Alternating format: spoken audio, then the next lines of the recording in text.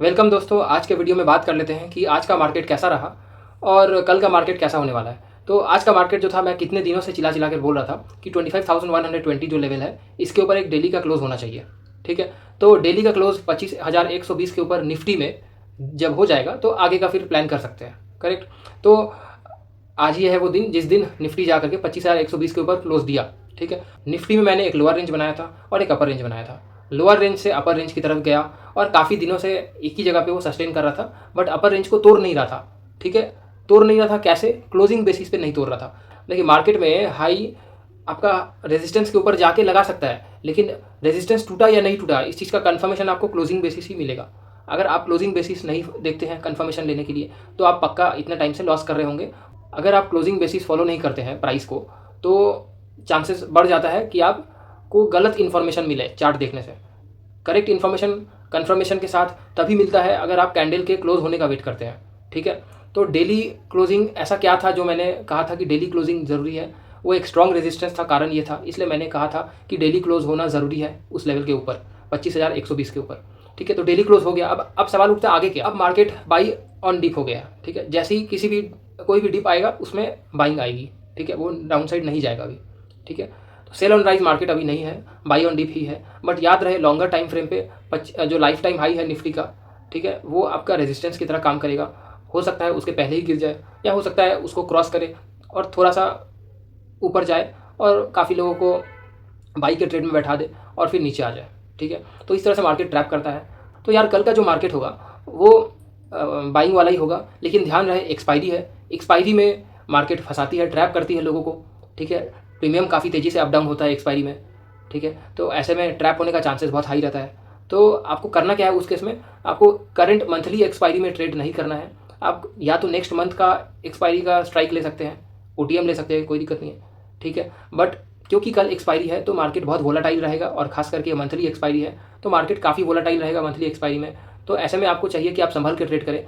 Current expiry, monthly expiry का अगर आप स्ट्राइक लेंगे जून मंथ का, तो उसमें लॉसेस होने के चांसेस हाई रहेंगे, क्योंकि प्रीमियम बहुत तेज़ी से फ्लक्चुएट करता है। तो आप नेक्स्ट वीक का एक्सपायरी ले सकते हैं जुलाई मंथ का, या फिर आप जुलाई का मंथली एक्सपायरी भी ले सकते हैं। दो में से कोई भी एक उठा के आप आगे का ट्रेडिंग प्लान कर सकते हैं।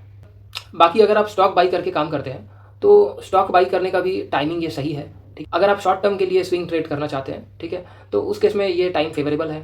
एक्सपायरी ट्रेड देखा जा सकता है, वो भी स्टॉक्स में। स्टॉक्स में कैसे? स्टॉक्स का ऑप्शन बाई करने में मना कर रहा हूँ, ऑप्शन का मैं बात नहीं कर रहा। मैं बात कर रहा हूँ डायरेक्ट स्टॉक आपने बाई करा। जैसे आपके पास अगर 1 लाख का कैपिटल है तो आप 10-10 हज़ार करके 10 स्टॉक में लगा दिया।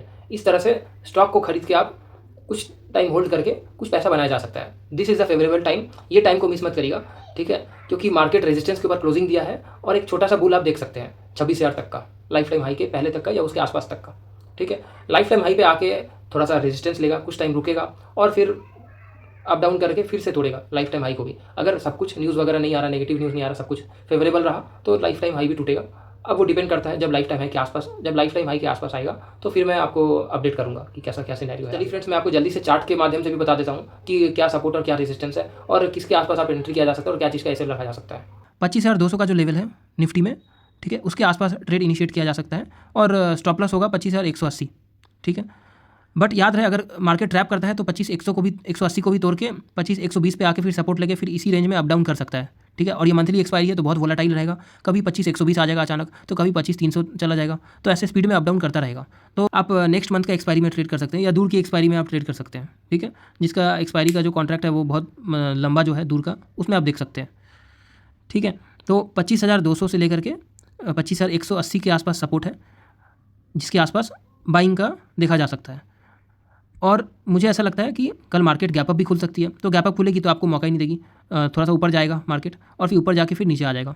तो जो लोग ऊपर गैप अप खुलने के बाद जब ग्रीन कैंडल बना के ऊपर जाएगा तो लोग बाई करेंगे। अब जब बाई करेंगे तो उसमें फंसा के मार्केट फिर नीचे ले आएगा, और फिर काफ़ी नीचे आएगा, नीचे आकर के फिर ये ऊपर निकलेगा। तो जब तक ये नीचे आएगा तब तक जो लोग टॉप पे एंट्री किए होंगे उन लोगों के स्क्रीन पे बड़ा लॉस दिखा रहा होगा, और तब तक वो लोग एग्जिट मार चुका होगा जब तक ये ऊपर से नीचे आएगा।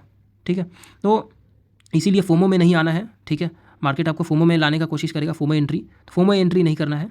आराम से वेट करके पेशेंस के साथ आपको अच्छा लेवल तलाशना है। जैसे ही आपको अच्छा लेवल मिले तो आप कर सकते हैं उस केस में। ठीक है, सेलर क्या कर सकते हैं? सेलर आराम से यहाँ पे 25,100 का जो पुट ऑप्शन है उसको शॉर्ट करके कमा सकते हैं। 25,100 का पुट, क्योंकि मार्केट 25,120 के नीचे नहीं आएगी, ठीक है, आएगी भी तो क्लोजिंग नहीं देगी, और अगर देती है तो उस केस में स्टॉप लॉस हो जाएगा, ठीक है, और स्टॉप लॉस भी माइनर सा होगा, क्योंकि अभी ये रेजिस्टेंस ब्रेक किया है तो संभावना यही है कि इसके ऊपर ही बना रहे। सेलर वाली स्ट्रैटेजी सबसे बेस्ट रहेगी। 25,100 का जो पुट ऑप्शन है वो शॉर्ट किया जा सकता है। और बैंक निफ्टी में ये जो लेवल है 56,700, इसको अभी ब्रेक नहीं किया है, ठीक है, अगर इसको ब्रेक करके ऊपर सस्टेन करता है तो इसमें भी अपसाइड दिखने को मिलेगा कल, ठीक है। हालांकि कल एक्सपायरी है तो संभल के रहना है, संभल के ट्रेड करना है। जैसा कि मैंने कहा कि लॉन्ग टर्म एक्सपायरी का कॉन्ट्रैक्ट्स पे ही ध्यान देना है आपको। एक्सपायरी का कॉन्ट्रैक्ट मत लीजिएगा, बहुत वोलेटाइल रहेगा, लॉसेस भी हो सकते हैं। अगर आप बहुत एक्सपर्ट नहीं है ऑप्शंस में तो अवॉइड करिएगा ये एक्सपायरी, मंथली एक्सपायरी। आप स्टॉक्स में भी काम कर सकते हैं, निफ्टी बैंकिंग स्टॉक्स में या निफ्टी 50 के स्टॉक्स में आप काम कर सकते हैं, ठीक है फ्रेंड्स। चलिए, चार्ट में यही दिखाना था आपको, 56,700 का जो रेजिस्टेंस है मेरे ख्याल से ये टूट जाना चाहिए कल बैंक निफ्टी में, और फिर ये अपसाइड भी देखेगा।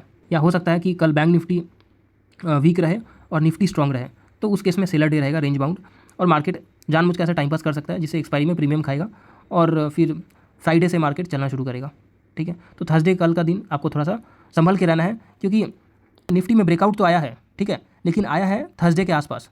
अब थर्सडे के आसपास ब्रेकआउट आया है तो बहुत लोग एंटर भी करेंगे, तो उन लोग को फंसाने में ईजी रहेगा, ठीक है। एक्सपायरी में ट्रैप करना ईजी होता है बड़े प्लेयर के लिए, तो वो जानबूझकर ट्रैप कर लेगा जो लोग ट्रेड करेंगे थर्सडे के दिन। तो इसलिए मैं बोल रहा हूँ करंट मंथली एक्सपायरी में ट्रेड नहीं करेंगे, ट्रेड करने से बचेंगे, और नेक्स्ट मंथ का एक्सपायरी जुलाई का डायरेक्ट उसमें ट्रेड करिए तो सबसे सही रहेगा, और उस केस में आप ट्रैप होने से बचे रहेंगे, ठीक है फ्रेंड्स। Thank you. तो देखिए, अगर इस वीडियो से आपको कुछ वैल्यू एडिशन होता है और आपको मेरे वीडियोस हेल्पफुल लगते हैं और आपके ट्रेडिंग में कुछ वैल्यू एडिशन हो रहा है, आपके नॉलेज में वैल्यू एडिशन हो रहा है, तो वीडियो को जरूर लाइक करिएगा और चैनल को सब्सक्राइब करना मत भूलिएगा, और hit the bell icon as well, जिससे कि आपको वीडियो का नोटिफिकेशन और अपडेट्स मिलता रहे, ठीक है फ्रेंड्स। चलिए मिलते हैं नेक्स्ट वीडियो में, तब तक के लिए ख्याल रखिएगा, बाय बाय।